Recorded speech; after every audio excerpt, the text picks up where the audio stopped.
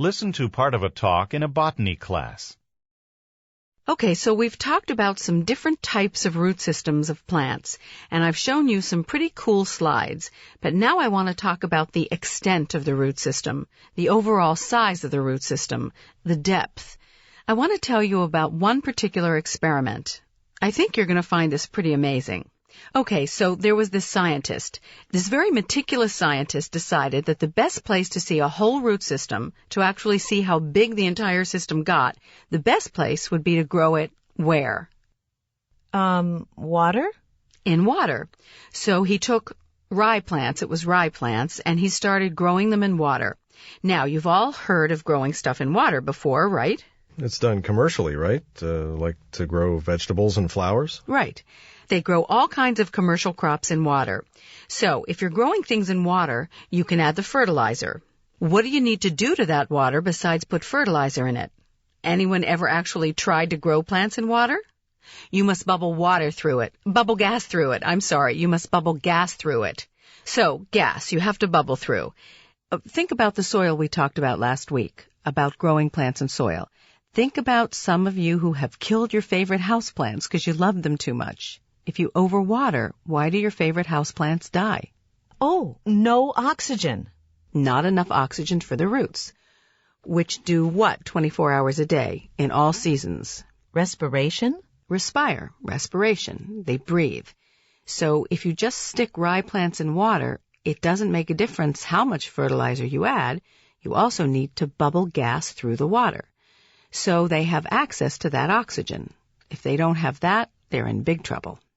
Okay, so this scientist, grew a rye plant in water so he could see the root system, how big it got, its surface area.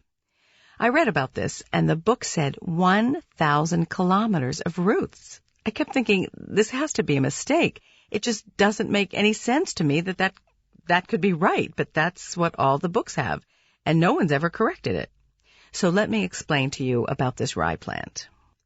If you take a little seed of many grasses, and remember, rye is a grass. If you take a tiny little seed and you germinate it, actually, take one of my least favorite grasses that starts growing about May. What's my least favorite grass that starts growing about May? Crabgrass. Crabgrass. Remember how I showed you in the lab, one little seed starts out producing one little shoot, then at a week or so later, you've got about 6 shoots. And then 3 weeks later, you've got about 15 shoots coming out all directions, like this. All those little shoots up there? Well, that's what they did with the rye. And the little seedlings started, and pretty soon there were several shoots, and then more shoots. In the end, that one single seed produced 80 shoots, with an average of 50 centimeters of height from one seed. 80 shoots coming out. Average 50 centimeters high.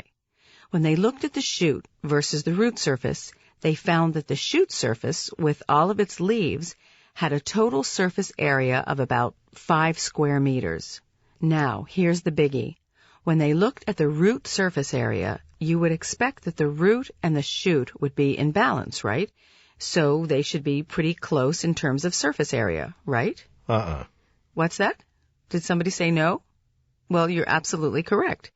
Instead of 5 square meters, the root system was found to have more than 200 square meters of surface area. Where did all of that extra surface area come from? Who did it? Who was responsible for all those extra square meters of surface area?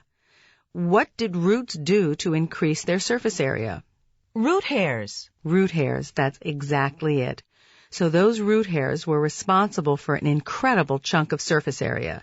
They constantly have to be spread out in the water so they can absorb minerals from the fertilizer.